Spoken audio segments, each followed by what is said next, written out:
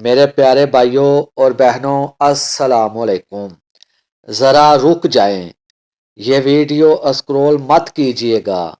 یہ کوئی عام واقعہ نہیں، یہ وہ سچ ہے جو اگر دل تک اتر گیا تو آپ کی سوچ، نظریہ اور زندگی بدل دے گا۔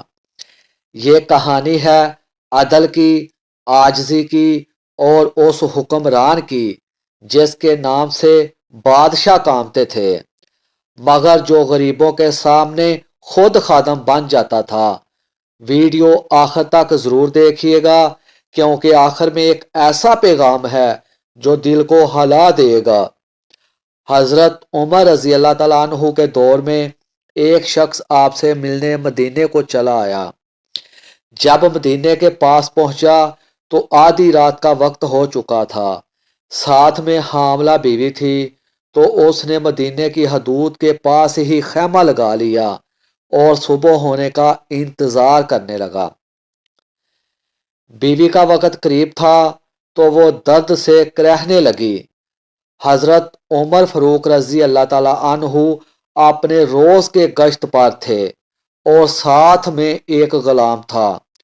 جب آپ نے دیکھا کہ دور شہر کی حدود کے پاس آگ جل رہی ہے اور خیمہ لگا ہوا ہے، تو آپ نے غلام کو بھیجا کہ پتہ کرو کون ہے۔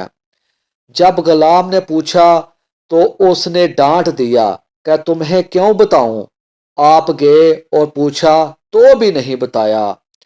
آپ نے کہا کہ اندر سے کرہنے کی آواز آتی ہے، کوئی درد سے چیخ رہا ہے، بتاؤ بات کیا ہے۔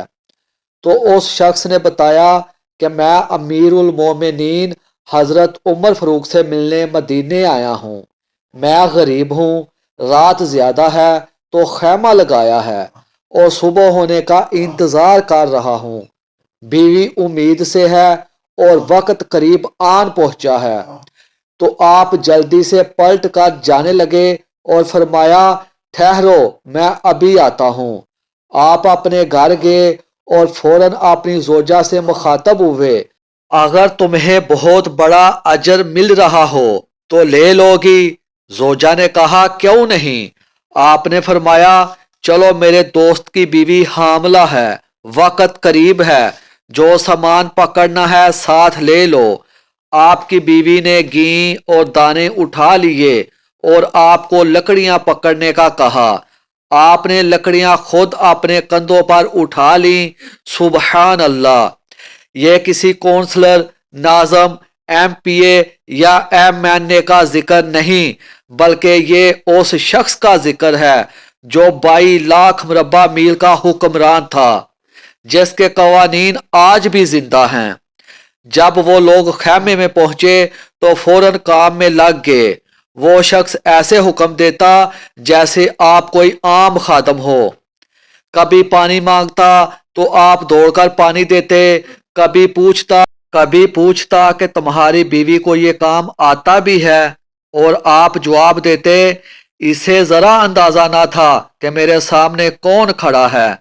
جب بچے کی ولادت ہوئی تو آپ کی زوجہ نے آواز دی یا امیر المومنین، بیٹا ہوا ہے۔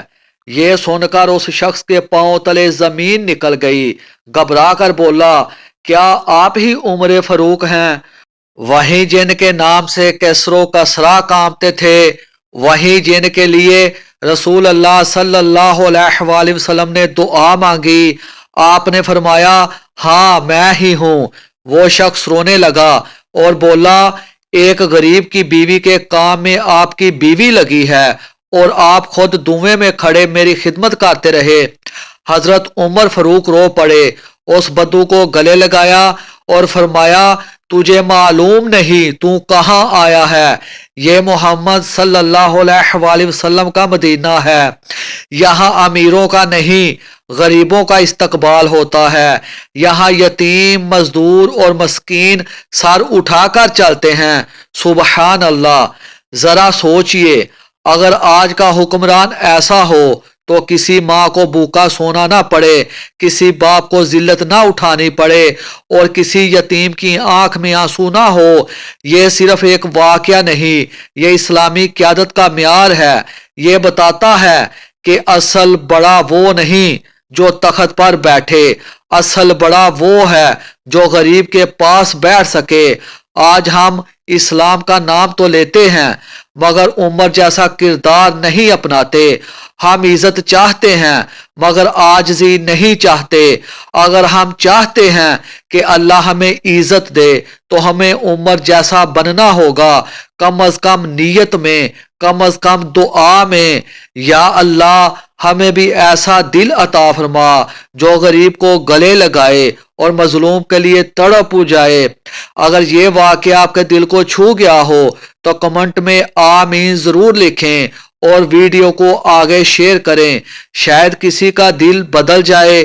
اللہ ہمیں عمر رضی اللہ تعالیٰ عنہ کے نقش قدم پر چلنے کی توفیق عطا فرمائے، آمین ثم آمین۔ اللہ پاک آپ کو اپنے حفظ و ایمان میں رکھے۔